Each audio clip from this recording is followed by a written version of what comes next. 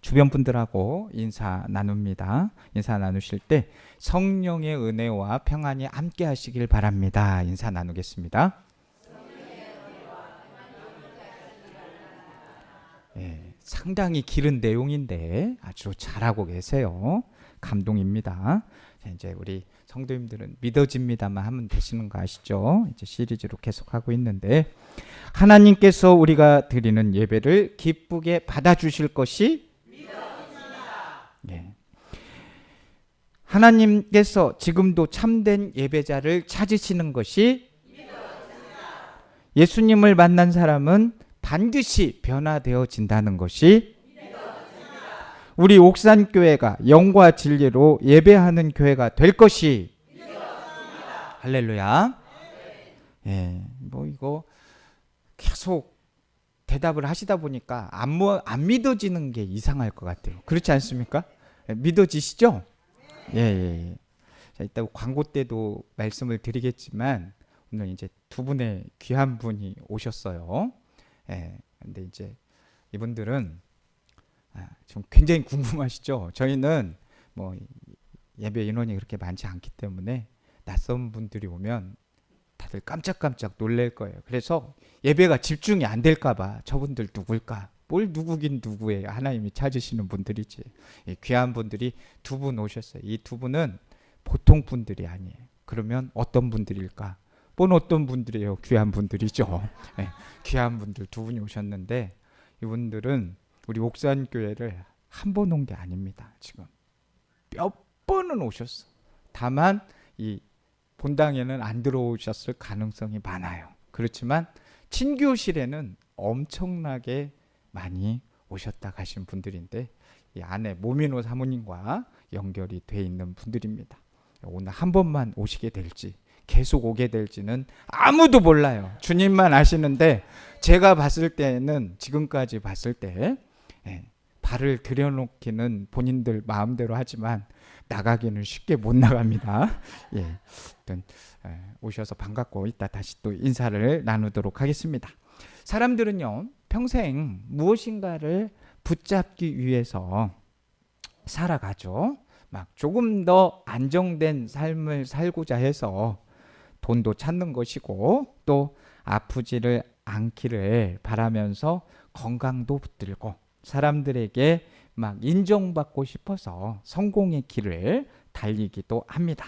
그래서 더 많이 가지려고 애를 쓰고 조금이라도 더 높아지려고 몸부림을 치면서 살아갑니다. 하지만 그렇게 열심히 살아도 마음 한편에는 여전히 허전함과 목마름이 남아있죠.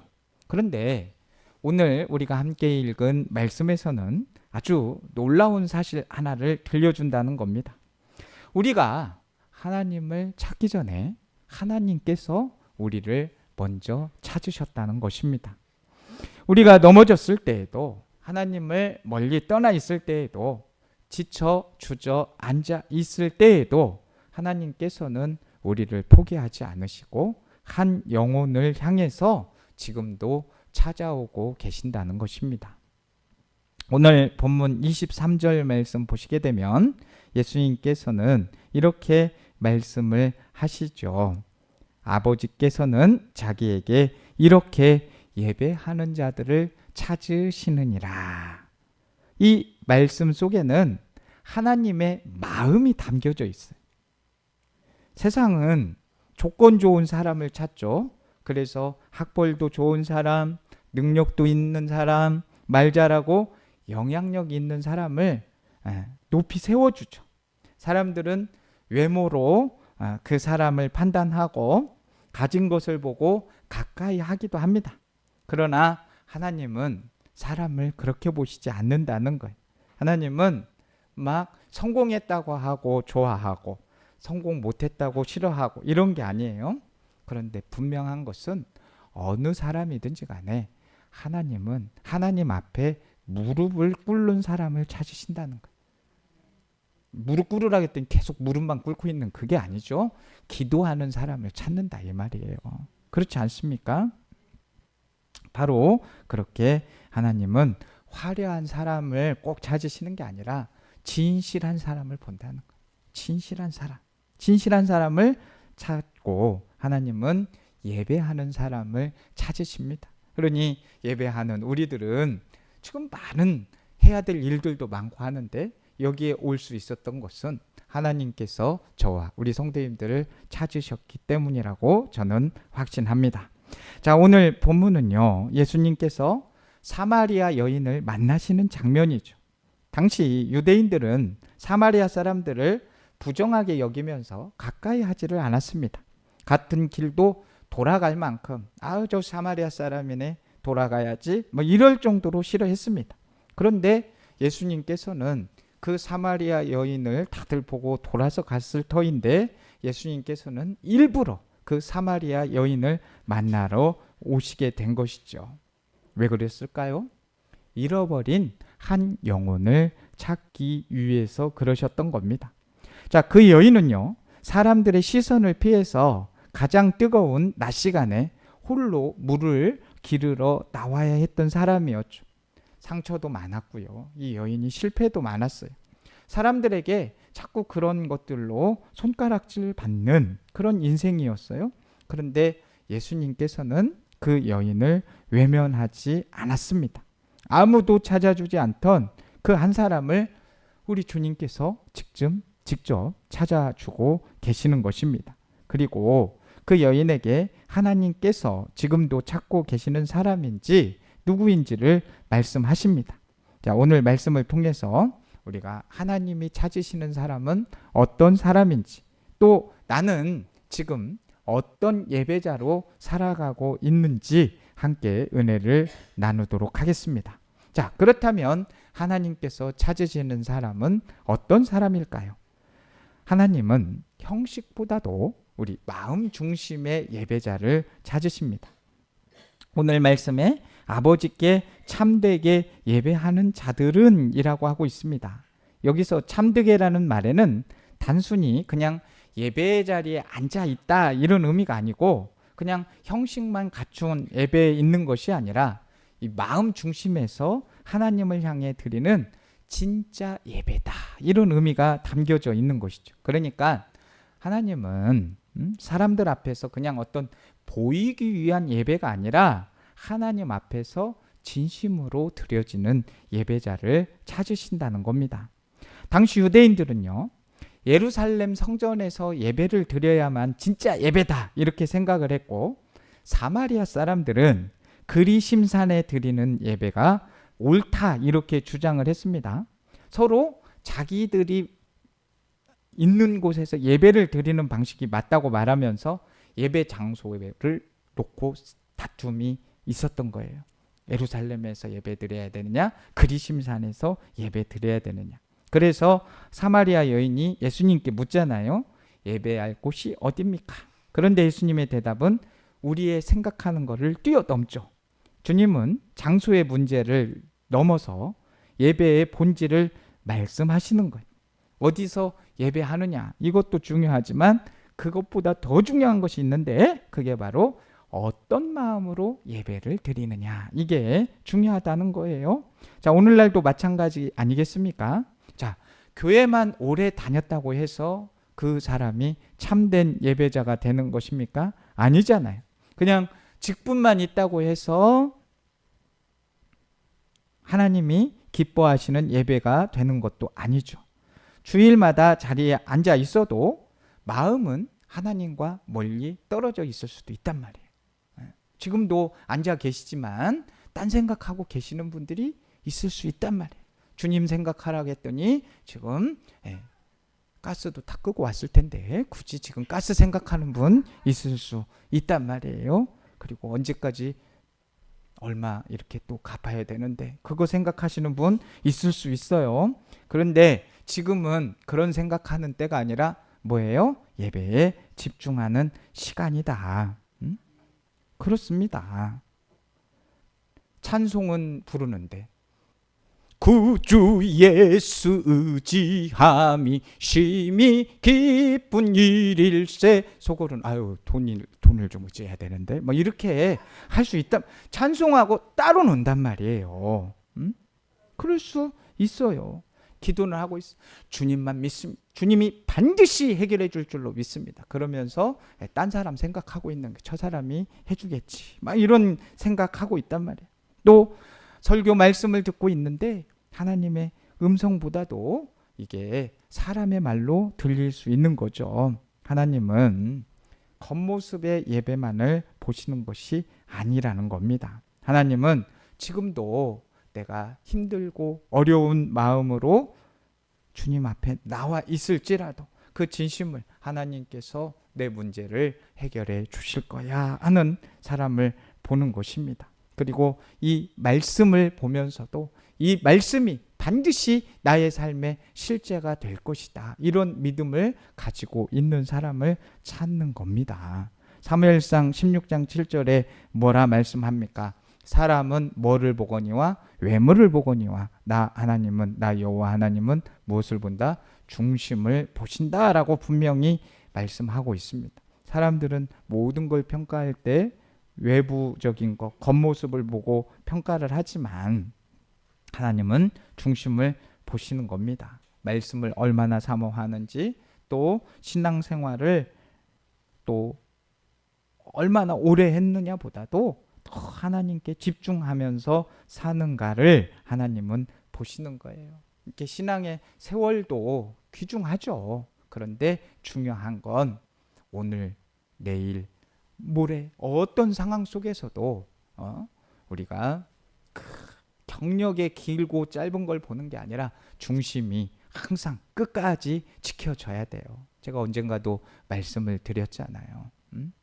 어느 분이 그렇게 신앙생활 권사님까지 다 열심히 했는데 어느 날 목사님이 하도 교회를 안 나오셔서 가서 여쭈어봤대. 왜 이렇게 잘 나오시던 분이 교회를 나오지 않습니까? 그랬더니 그 권사님 답이 진짜 너무나도 목사님이 뒤로 넘어갈 답을 한 거예요. 뭐라고 얘기를 하신 겁니까? 아이고 그만큼 다녀줬으면 됐지 얼마나 더 다녀요. 이게 웃을 일이 아닙니다. 끝까지 가지 못하는 사람들이 있단 말이에요. 여러분 초심이 바뀌면 안 돼. 중심이 바뀌면 안 돼. 끝까지 주님 중심으로 갈 수 있는 우리 모두가 되기를 간절히 원합니다. 그리고 하나님은 영과 진리로 예배하는 사람을 찾으셔요. 그래서 어떻게 예배하라고 하느냐? 우리 주님께서 오늘 말씀에서 분명히 말씀하시잖아요. 뭐라고 말씀을 합니까? 영과 진리로 예배할지니라. 자, 예수님은 하나님께서 찾으시는 예배가 어떤 예배인지를 분명히 말씀하시는데 참된 예배는 그냥 단순한 종교적인 행위가 아니라 영과 진리 안에서 드려지는 예배다라고 말씀하는 겁니다. 자, 영은 무엇입니까? 여기서 성령 안에서 드리는 살아있는 예배라는 거예요. 예배는 그냥 단순한 순서에 의해서 지나가는 그런 예배가 아닙니다. 살아계신 하나님을 만나는 시간이에요. 그래서 예배는 나의 마음이 살아있어야 돼요. 찬송을 부를 때 하나님을 향한 사모함이 있어야 됩니다. 기도할 때 하나님 앞에 내 마음이 열려 있고 응답이 되실 거라는 그런 기대를 가져야 됩니다. 기도할 때에 그렇게 하고 또 말씀을 들을 때에도 주님, 제가 이 말씀을 주님의 말씀으로 듣겠습니다. 경청하겠습니다. 귀를 열겠습니다. 이런 사모하는 마음이 있고 갈망이 있어야 돼. 누가 물을 찾습니까? 목마른 사람이 물을 찾는 것이에요. 그런 가운데 성령께서 역사하는 겁니다. 예배 가운데요. 자, 그래서 우리가 예배를 통해서 굳은 마음을 녹이시고 지친 영혼의 새 힘을 받기를 바랍니다. 왜냐하면 주님이 그렇게 주시니까요. 메마른 심령에 주님께서 은혜를 부어 주십니다. 자, 예배 시간마다 눈물을 흘리는 분들이 있어요. 왜 그럴까요? 찬송할 때마다 눈물을 흘리는 분들이 있을까요? 있어요. 왜 그럴까요? 그것은 성령께서 그 사람의 마음을 만져주시기 때문입니다. 눈물이 나시면 억지로 참지 마세요. 아유, 이거 주책 없이 이렇게 눈물이 난다냐? 이렇게 하고 그럴 필요가 없어요. 나오면 마음껏 흘리십시오. 주님께서 주시는 은혜입니다. 그래서 하나님께서는 살아있는 예배를 기뻐하십니다. 그러면서 우리 예수님은 예배를 할 때 진리로 예배하라 라고 말씀하고 있습니다. 우리가 개역 개정 전에는 신령과 진정으로 하는데 개역 개정 이 번역된 말에서는 신령과 진리라고 했어요. 이 번역이 더 맞습니다. 이 진리는 말씀인 거예요. 그래서 여기서 진리는 하나님의 말씀을 의미하는 거예요. 그래서 요한복음 17장 17절에 진리를 분명히 말씀하잖아요. 아버지의 말씀은 뭐다? 진리니라 라고 말씀을 하고 있는 겁니다. 그러니까 예배는요, 감정으로만 끌려가면 안 되는 거예요. 감정으로 끌려가면 그 감정은 언제든지 변할 수 있는 거기 때문에 말씀에 의지해서 들여가는 거예요. 그래서 이 시대의 사람들은요, 듣기 좋은 말만 이렇게 좋아하려고 해요. 하지만 진짜 예배는 말씀이 내 삶을 비추게 하는 예배가 되는 것입니다. 내가 교만하면 낮아지게 하는 것이고, 죄가 있으면 회개하게 하시는 거고, 잘못된 길이면 돌이키게 하시는 것입니다. 말씀을 제대로 아는 사람은 이 원리대로 가게 되어 있는 것입니다. 자, 말씀을 듣고도 변하지 않아요? 예배는 끝났을지 몰라도 말씀을 듣고도 변하지 않는다면 그것은 삶이 바뀌지 않은 거예요. 말씀 앞에 우리가 순종을 하기 시작하잖아요. 분명히 삶이 달라집니다. 하나님 앞에 우리가 중심을 거기에 두고 살면 안 바뀌면 그게 이상한 거예요. 바뀌게 되어 있습니다. 하나님은 지금도 성령 안에서 살아 있으시고 말씀 위에 바로 선 예배자 우리들을 찾고 계시죠. 그래서 하나님은 목마른 영혼을 찾아가시잖아요. 사마리아 여인은 낮 12시에 우리 시간으로 12시에 우물가에 나왔어요. 자, 12시면 낮 12시면 우리 지금 기온과 비슷할 텐데 12시면 시원해. 한참 더울 때예요. 한참 이게 우리나라가 이렇게 성경하고도 기후가 어떤 때는 비슷한 게 많기 때문에 간접 체험을 할 수 있어요. 그래서 12시면 얼마나 덥겠어요. 그 가장 뜨겁고 하면 사람들이 나오기를 좋아하겠어요? 안 나오고 싶겠어요? 안 나오고 싶겠죠. 너무 더우니까. 보통 여자들은 아침이나 저녁이나 그때 서늘할 때 물길로 가지 않겠습니까? 그런데 왜 이 여인은 한낮에 나왔을까요? 사람들의 시선을 피하기 위해서 그런 거예요. 왜? 사람들의 시선을 보면은 자꾸 싫지 않겠습니까? 자기 보고 이야기하는 것 같아서. 그렇지 않겠어요? 응? 손가락질 받는 삶에 무슨 기쁨이 있겠어요?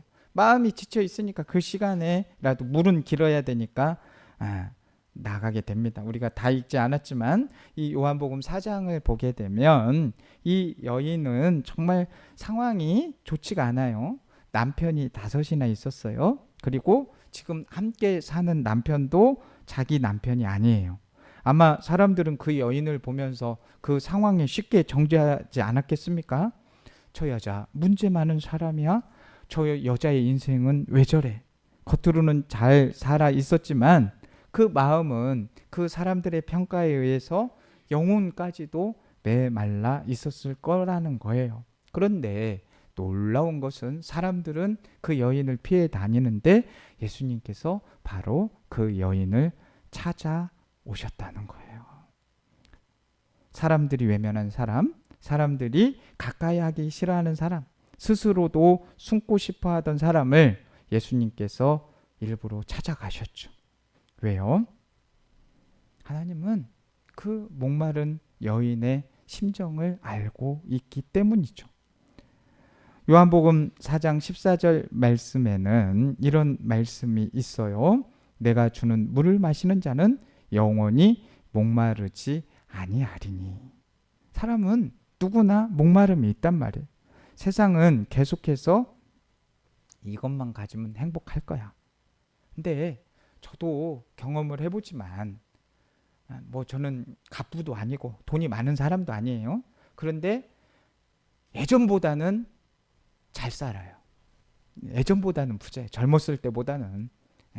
그런데 그러면 제가 지금 만족할까요? 더 가지고 싶을까요? 예? 뭘 그렇게 어렵게 생각하세요? 저도 사람인데 더 갖고 싶지. 예. 그런 마음이 하는데 100만 원 갖고 있으면 1000만 원 갖고 싶은 거고 1000만 원 갖고 싶으면 1억 갖고 싶 이거 계속해서 갖고 싶은 것이 사람의 심령이란 말이에요. 그런데 저는 100만 원 없을 때는 100만 원만 가지면 만족하고 행복할 줄 알았어요. 근데 역시 그거 가져도 허전하다라니까요. 마음은 항상 불안할 수 있고 사람들 곁에 있어도 외로울 수 있고 웃고 살아가고 하고 싶어도 마음 깊은 곳에 공허할 때가 있어요. 세상을 바라보면 그렇다 이 말입니다. 왜요? 우리의 영혼은 그것들이 세상의 것들로 채워질 수 없기 때문에. 영혼의 갈증은 세상의 것들로 채워지지가 않아요. 사람의 영혼은 우리는 영적 존재이기 때문에 하나님으로부터만 채워질 수 있습니다. 그래서 오늘 말씀에 있는 것처럼 예수님이 주시는 물을 먹어야만 영혼이 목마르지 않게 되는 겁니다. 영혼의 생수가 되는 거예요. 세상은 잠시 만족을 줄 수는 있어도 영원한 만족을 줄 수 없다는 거예요. 그러나 예수님은 목마른 영혼을 살리시는 분이십니다. 우리 한번 따라해 봅시다. 주님, 저는 부족합니다. 주님, 저의 힘으로는 안 됩니다. 주님, 주님 없이는 살 수 없습니다. 그렇게 하나님 앞에 목마름으로 나아가는 사람이 사실 하나님이 찾으시는 사람 아니겠습니까? 갈급해하는 사람을 하나님이 찾으시는 거예요. 오늘 또 우리의 연약함을 인정하면서 은혜를 사모하는 영혼을 찾고 계시다는 것. 우리가 그렇지 않습니까? 누군가를 도와줄 때에도 연약해 보일 때 그리고 도움이 필요하다고 느낄 때 찾아가는 것이지 나는 아무것도 좀 오지 마세요 하면은 가고 싶습니까? 오늘 이제 장로님 기도도 하셨지만 오후에는 백정기 목사님 모셔서 이렇게 합니다. 근데 이 목사님을 저는 뭐 그렇게 잘 알지는 않아요. 만난 지도 얼마 되지도 않고 하는데 찬양을 하시는데 참 이렇게 은혜롭게 하시더라고요. 그런데 그 보니까 뭐 이제 다른 부분들은 잘 모르겠어요. 근데 참 순수하신 분 같아요. 그래서 또 저와 비슷하지 않습니까? 목회하는 환경도. 그런데 이분이 그 달란트를 가지고 찾아가는 예배를 하는 거예요. 왜냐하면 본인 교회에 보니 찾아오기가 쉽지 않은 거지. 왜냐하면 연세 드시고 그 나이 많으신 분들이 오라고 하는 게 쉽겠어요? 찾아가는 게 쉽겠어요? 근데 찾아가서 하는데 참 찬양을 이따 들어보시면 알겠지만 목소리는 타고났어요. 이거는 하나님이 주신 은사예요. 그런데 그걸 잘 활용해서 또 어른들한테 찬양만 하면 그게 들리겠습니까? 예수 믿으라고 하면서 예수 믿으세요. 안 믿으면 지옥 갑니다. 이러면은 안 되는 거잖아요. 그런데 거기에서 또 이제 마음을 먼저 얻게 해야 되니까 또 동요도 하고 막 이렇게 하는 모습을 볼 수가 있습니다. 우리는 하나님이 찾으실 수 있도록 우리의 마음을 비우고 하나님을 기꺼이 찾아야 되고 또 우리는 찾아야 될 것을 반드시 찾잖아요. 우리가 어떤 거 찾습니까? 아무리 좋은 거라도 지금 당장 필요하지 않으면 잘 안 찾아요. 그런데 꼭 필요하다 생각하는 건 꼭 찾잖아요. 어떤 방법을 통해서도 찾고 못 찾으면 어려워하잖아요. 그래서 우리가 하나님을 찾는 영혼들이 되어야 된다. 그러면서 하나님은요 이렇게 찾으시고 그렇게 주님을 만나서 변화가 되면 반드시 사용하십니다. 어떤 사람을 우리가 하나님이 사용하시느냐 그거를 잘 알고 계셔야 됩니다. 우리가 쓰임받기를 원하세요? 예, 세 분만 쓰임받기를 원하시는 것 같은데 우리가 하나님께 쓰임을 받으려면 반드시 하나님의 사람으로 변화가 돼야 된다는 거예요. 삶이 변화가 돼야 된다는 거예요. 자, 예수님을 만난 이 사마리아 여인 우리가 봤을 때는 평가했을 때 정말 보잘것없고 사람들을 피하기 위해서 12시에 나오는 무슨 브라보콘 먹으러 오는 것도 아니고 12시에 이렇게 나온단 말이에요. 왜? 사람의 시선이 부담스러우니까. 그런데 예수님을 만나고 나서 또 예수님의 말씀을 듣고 나서 어떻게 변하느냐. 요한복음 4장 28절, 여자가 물동이를 버려두고 동네로 들어가서 라고 하고 있죠. 아주 매우 중요한 장면이 나왔어요. 물 기르러 나왔던 여인이 이제는 예수님을 전하는 사람이 되었어요. 자, 그토록 숨고 싶어 했던 여인이 이제는 사람들 앞에 나타나게 되는 거죠. 사람들 앞에 나갈 수 있게 된 거예요. 자, 부끄러움 때문에 사람들을 피하던 여인이 이제는 동네로 뛰어들어가서 외칩니다. 요한복음 4장 29절 말씀 보면 내가 행한 모든 일을 내게 말한 사람을 와서 보라. 이는 그리스도가 아니냐. 이렇게 예수님을 만나게 되면 사람이 이렇게 변한다니까요. 두려움이 뭘로 변한 거예요? 담대함으로 변했어요. 상처가 은혜의 간증으로 변했습니다. 숨고 싶던 인생이 복음을 전하는 인생으로 확 바뀌게 되었습니다. 예수님은 사람을 새롭게 하시는 분이십니다. 전에는 사람 눈치 보며 살던 사람이 이제는 하나님을 바라보게 되고, 하나님만 바라보게 되고, 전에는 세상에 붙잡혔던 그 사람이 이제는 하나님 나라를 바라보게 되는 것입니다. 하나님은 우리가 완벽해서 만나주시고 완벽해서 사용하는 것이 아니죠. 막 실수도 한 번도 안 하고 흠도 하나도 없는 사람을 사용하시는 게 아니에요. 과거보다 더 중요한 것은 이제 중심을 어디에 두고 사느냐. 그러니까 누구를 만나느냐가 가장 중요한데, 인간의 관계에서도 누구를 만나느냐가 너무나도 중요한데, 하나님을 영적인 아버지로, 창조주로 만났다는 건 우리에게 너무나도 큰 일이고 감사한 일 아닙니까? 그러니 하나님의 아들이신 이 예수 그리스도를 만나게 되면 우리의 삶은 반드시 달라지게 되는 것입니다. 저 우리 성도님들은 예수님을 만났고 예수님을 계속해서 만나고 앞으로도 예수님을 의지하면서 사는 사람들이기 때문에 반드시 삶이 달라져야 될 줄로 믿습니다. 그리고 예수님을 만나면요, 말이 달라져야 되는 거예요. 죽는 말 해야 된다고 그랬어요? 사는 말 해야 된다고 그랬어요? 그러면 옆에 분들한테 말할 때도 죽이는 말 해줘야 되겠습니까? 살리는 말 해줘야 되겠습니까? 그래서 박 목사가 왜 이렇게 잘 살고 있습니까? 여러분들이 사는 말 많이 해주잖아요. 목사님은 왜 그러세요? 3번만 이렇게 계속해서 공격해 주세요. 그러면 아주 목회가 죽을 쓸 테니까. 그런데 여러분들이 항상 목사님, 예, 그렇다고 제가 교만해지면 또 큰일 나죠. 그럼 또 살리는 말을 해주시니까 자꾸 살아나고 있는 거예요. 우리 교회가 그런 교회가 되기를 간절히 원합니다. 그리고 저한테 해주듯이 다른 분들에게도 그렇게 살리는 말 많이 해주시고 예수님의 말, 진리의 말 해주시길 바랍니다. 우리 영혼의 목마름이 있기를 바라요. 그래서 예배를 드릴 때마다 어느 예배든지 간에 목마름이 있이 오십시오. 목도 안 마르면서 뭐 물 마시려고 하면 물도 안 마른데 물 먹어. 그러면 어떻게 되겠어? 아우, 나 물 안 먹을 거야. 이렇게 되잖아요. 근데 목마름이 있으면 물 안 달라고 해도 물 좀 주세요. 목사님 물 좀 주세요. 하지 않겠어요? 영혼도 마찬가지예요. 목마름이 있어야 물을 찾는 거예요. 그래서 예배 드릴 때는 세상의 것들 다 내려놓으시고 다른 것들로 그냥 여기까지 채워 오시면은 든든하신데 뭘 말씀이 들어가겠어요. 지금 이만큼 차 있는데 아무리 맛있는 걸 준다고 해도 아무 맛도 없어요.